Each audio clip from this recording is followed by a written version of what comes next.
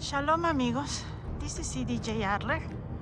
I'm sharing with you some of the tools and strategies that I use to cope with my anxiety and my panic attacks.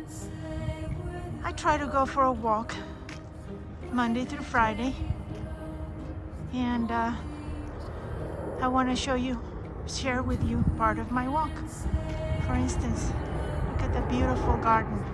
It looks like somebody took a lot of time and creativity to make that small space beautiful.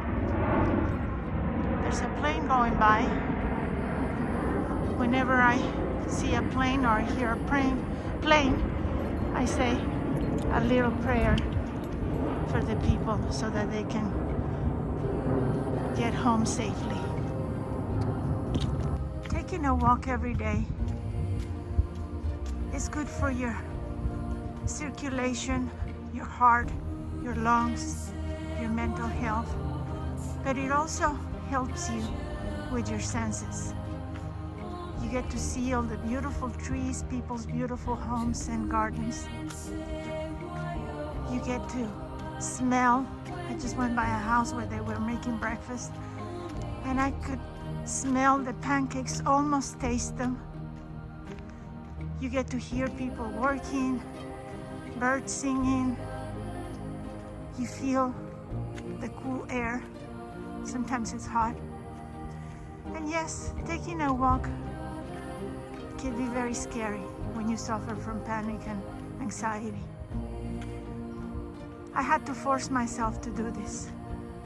The first couple of weeks, I would get ready for the walk, and then I would change my mind.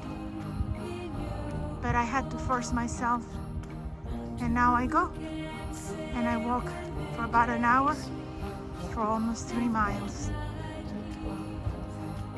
And today is a particularly tough day for me. November the 29th, 2008, I lost my beloved, beautiful mom to Alzheimer's. And I miss her very, very, very much.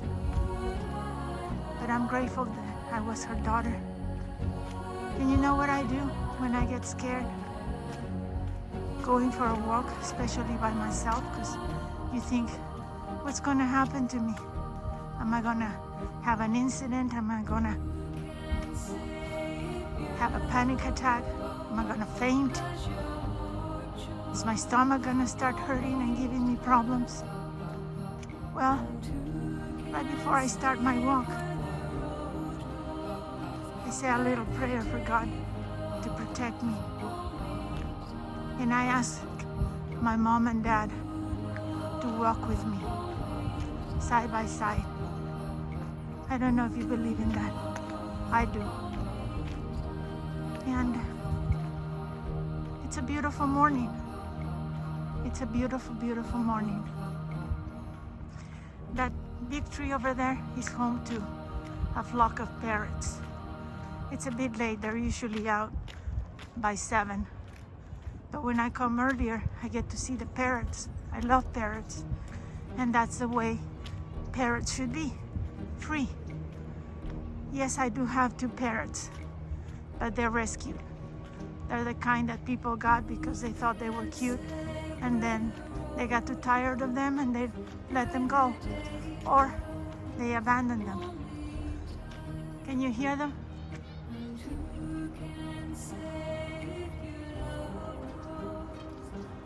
Yeah, that's them. It's beautiful, isn't it? So my birds would not survive out in the wild. They wouldn't know how anymore. And that's why I have them. But I believe wild animals belong out in the wild.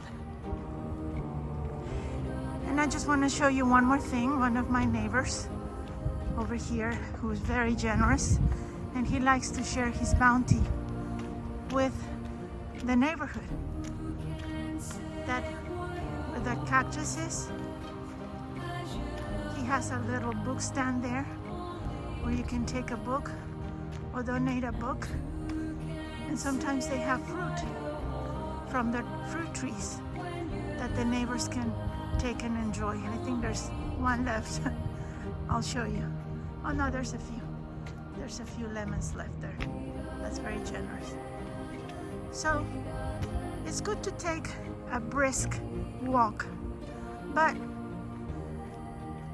it's also good to slow down a little bit and enjoy all the beauty. So today, if you're blessed to have your mom, give her a big hug and tell her how much you appreciate all the love and care that she provided and continues to provide for you. And do something nice for someone else. You know, send a text to someone you haven't talked to in a while. Or better yet, pick up the phone and tell them how much you care about them. And always, always remember to be grateful. Until next time.